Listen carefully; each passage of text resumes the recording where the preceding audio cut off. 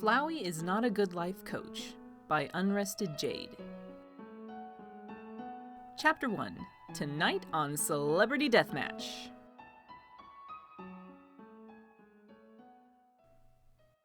The wind that blew through this gallery of caverns was always bitter cold. Lacking anything that could suffer frostbite, neither of them were bothered by the chill. On the contrary, Flowey savored every small scrap of sensation he could get, angling his face into the breeze to feel the prickle of minute ice crystals against his petals. An hour or so of pointless but amusing chatter had lapsed into a comfortable silence. Papyrus reclined in the snow, contentedly gazing up at the stars on the distant ceiling. He wasn't one to relax like this often, unlike his worthless slug of a brother, but at this time of night even he started to slow down. Flowey took time to appreciate it. Any event that was even slightly unusual was a treasure to him. Papyrus was his favorite toy.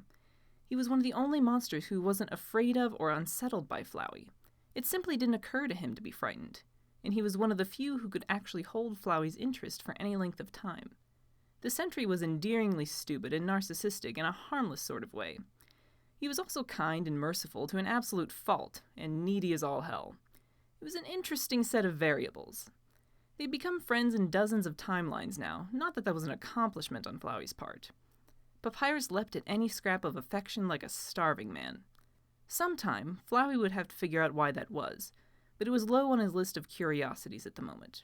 Right now, it was simply amusing and useful, like the skeleton himself. Generally speaking, Papyrus served as a break from Flowey's heavier experimentation, a palate cleanser of sorts. That routine was starting to get a bit stale, unfortunately, and as they enjoyed the night air together, Flowey went over some options in his head. It wouldn't do to get too extreme right at the start, or anything to follow would feel anticlimactic.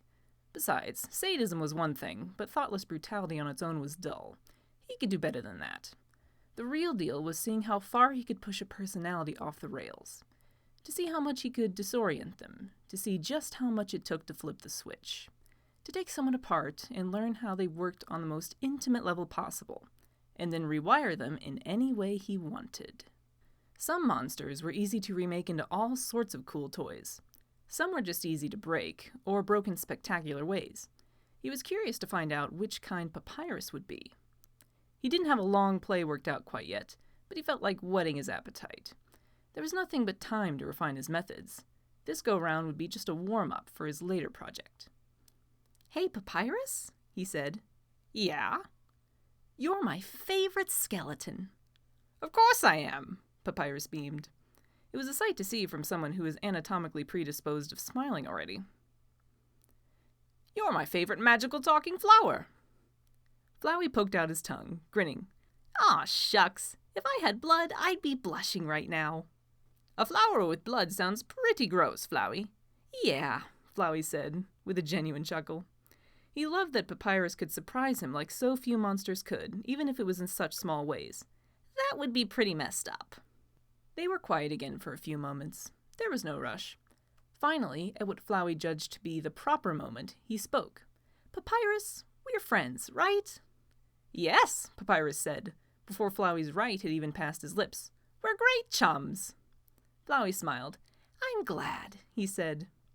Papyrus needed reassurance like flowers needed water. He responded even better to others calling on him for reassurance. It was always a good string to pull. Papyrus said, after a moment of oblivious silence.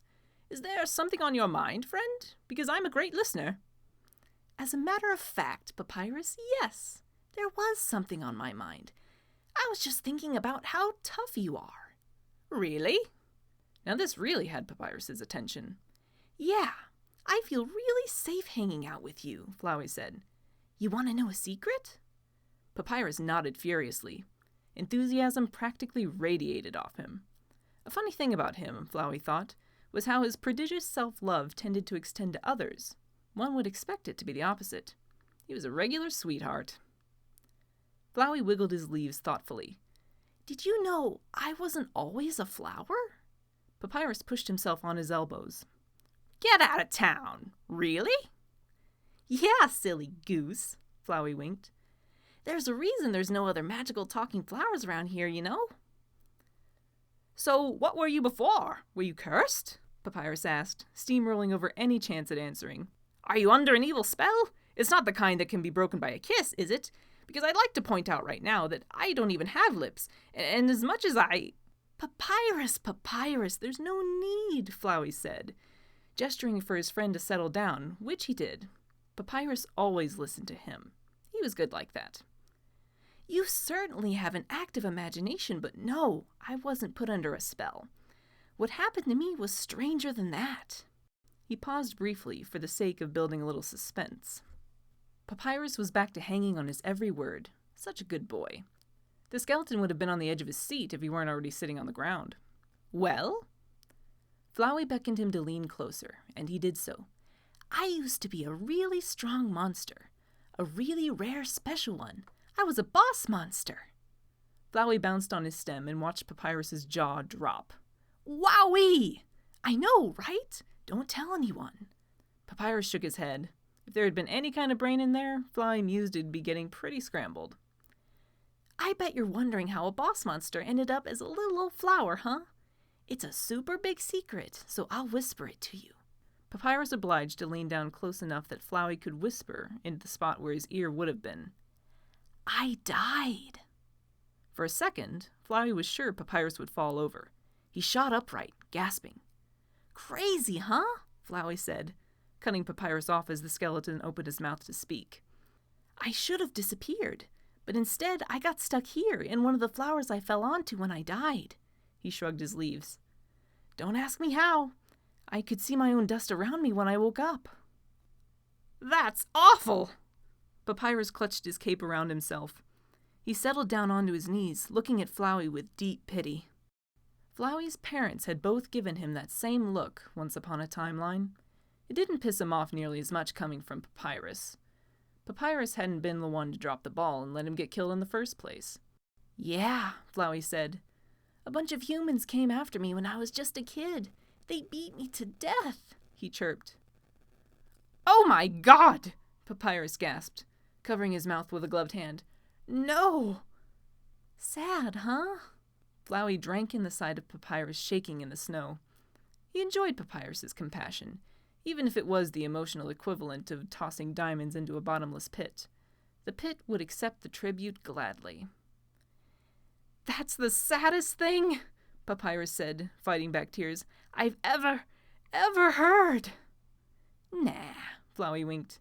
The real kicker is that I was strong enough to have easily killed them.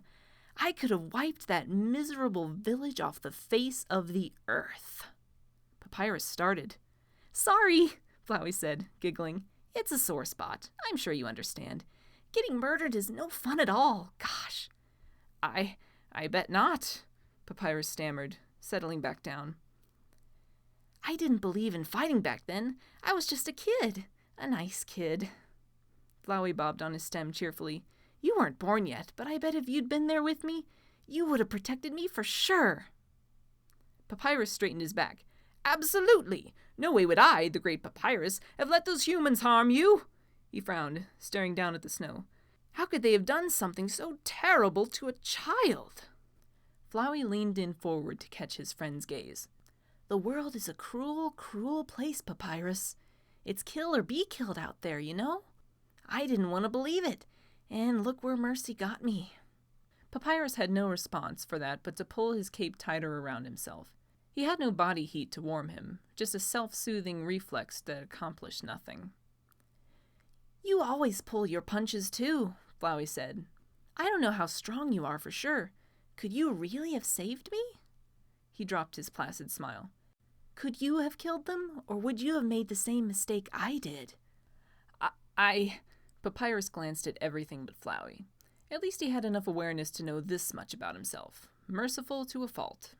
It was what was holding him back from his goals. He was either ignorant of the realities of the world, or chose to ignore them in favor of how he felt things ought to be.